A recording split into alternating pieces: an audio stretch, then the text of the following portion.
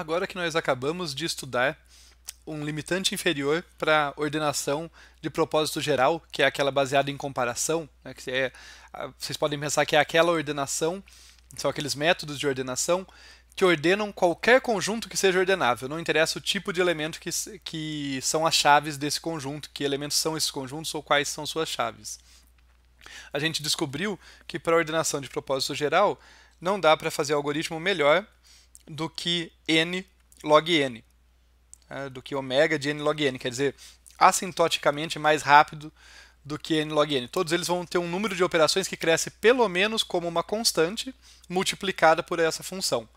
E daí ficou a questão, né? Tá bom, a gente se deparou com essa barreira, será que dá para transpor ela? No caso geral, não, justamente é isso que a barreira está nos dizendo.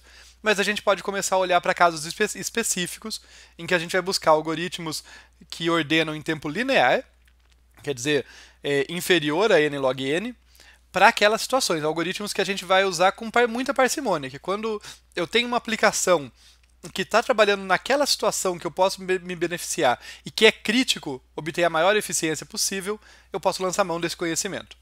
São três os principais tipos, as principais abordagens aí de algoritmos que tentam vencer essa barreira focando em situações específicas. No caso, o bucket sort, o counting sort e o radix sort. Hoje a gente vai começar a ver, aqui a gente vai estudar o bucket sort. Do que se trata esse método? Ele é um método eficiente para ordenar um conjunto com n números. Então, já a primeira observação, são números agora especificamente a minha entrada. E, em particular, a gente costuma usar ele com números reais. Tá? Já vai ficar claro o porquê. Que são distribuídos uniformemente. Tá? Então, é importante que distribuídos uniformemente num intervalo de tamanho k, num intervalo conhecido. Quer dizer, a gente abriu mão aqui de duas generalidades para conseguir um melhor desempenho. A gente não está mais falando que agora são quaisquer elementos, eles são necessariamente números, em geral números reais, e eles têm que estar distribuídos uniformemente num determinado intervalo conhecido. Ou seja, a gente está fazendo uma hipótese sobre qual vai ser a cara, né, provável cara dessa entrada que eu vou receber. E deixado isso claro, vamos ver qual que é a ideia dele. Os passos dele são os seguintes. Primeiro, a gente divide o intervalo de tamanho k em n baldes, onde k é o tamanho do intervalo e n é o número de itens que eu vou ter que ordenar. E a gente vai associar a cada balde uma fração do intervalo de tamanho justamente k sobre n. Visualmente aqui para facilitar, vamos supor que o meu intervalo começa em 0 e ele vai até k. Mais especificamente, eu vou supor que os meus números estão distribuídos no intervalo fechado em 0, então o 0 está incluso, e aberto em k. Quer dizer, pode chegar até pertinho de k pensando em números reais, mas não chega no k em si. Esse é o intervalo que a gente está considerando, os números que estão entre 0, fechado, e k, aberto. E o que eu vou fazer? Sabendo que eu vou ter n elementos, eu vou criar baldezinhos aqui associados a cada um dos pedacinhos. Então, de 0 até k sobre n, eu vou ter um baldezinho aqui que todos os elementos, tá? A intuição vai ser essa, que tem valor entre 0 e aberto em k sobre n vão cair nesse primeiro balde. Eu vou ter, esse aqui é meu primeiro balde, meu balde 0. Daí no meu balde 1, eu vou ter até 2k sobre n. Meu balde 2, assim por diante. Tá? Meu balde 3, todos aqui.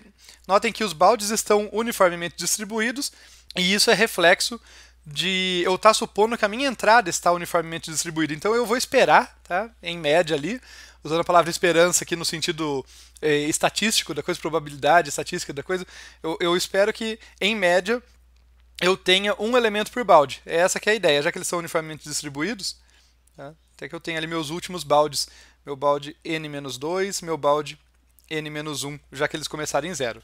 Essa que é a ideia de dividir o intervalo. Uma vez que esse intervalo está dividido, a gente vai colocar cada número em seu respectivo balde. A gente vai estudar com detalhes como fazer essa conversão de modo eficiente, ele pegar um número real e saber em qual balde ele tem que ir, mas a ideia é que eu vou colocar cada número no seu respectivo balde. E, em seguida, a gente vai ordenar os baldes de cada elemento. Então, a ideia é que eu vou ficar com os elementos ordenados intra-balde ali, dentro de cada balde eles estão ordenados, os poucos elementos que podem coincidir ali no mesmo balde, E notem que, pela natureza dos baldes, todos os elementos que estão no balde 0 têm que vir na ordem antes daqueles elementos do balde 1, que tem que vir antes dos elementos do balde 2 e tal. Por isso, para finalizar, a gente percorre os baldes em ordem e os elementos de cada balde também em ordem, porque eles já foram ordenados, copiando eles de volta para o vetor original. E assim o vetor original sai ordenado. Para ficar mais claro, vamos fazer juntos aqui um exemplo. Nesse exemplo, a gente tem um vetor V com 8 elementos aqui. Eles são distribuídos de 0 até 7, os índices dele. Eles são números reais aqui, 0,75, 0,1, 0,3 e assim por diante. E eu estou supondo o caso mais simples, em que o intervalo está entre 0 e 1. Então, os números todos eles pertencem ao intervalo fechado em 0, aberto em 1. Vamos começar, então, a seguir aquele procedimento. Primeiro, vamos construir nossos baldes. Então, temos aqui os baldes. E, no caso, quantos serão? 8 baldes, porque esse é o meu número de elementos. Então, nós temos aqui o balde 0, 1, 2, 3, 4, 5, 6 e 7. E qual é o limite ali? Quais são os limites inferior e superior dos valores associados a cada balde?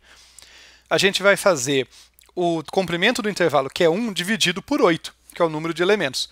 Com isso, o comprimento de cada balde será 0,125. E a gente vai ter aqui, então, o limite inferior 0 e o superior 125. Daí para o próximo balde, 0,25, né? Somei mais 125, mais 0,125. Depois 0,375. No seguinte, 0,5. Destacando que o número acima é sempre o limite inferior, que está incluído nos valores que podem entrar naquele balde, e o número abaixo é a parte aberta do intervalo. Depois 0,625. Em seguida 0,75. 0,875 e 1. Tá legal. Com esse setup dos baldes, agora a gente vai colocar os elementos em cada balde. No caso, eu vou colocar aqui usando uma sistemática de lista ligada, mas essa não é a única maneira de implementar cada balde, tá? A gente pode implementar com um vetor de tamanho fixo ali. A gente vai discutir um pouquinho mais disso na sequência. Mas vamos começar a preencher aqui. Então eu vou passar pelo vetor V da esquerda para a direita aqui, e vou olhar o 0,75, onde que ele entra? Bem, o 0,75 entra no balde 6, ele está exatamente no limite inferior do balde 6, mas lembra, o limite inferior é a parte fechada, né? Então ele entra ali. O 0,1. O 0,1 está entre 0 e 0,125, então ele entra no primeiro balde.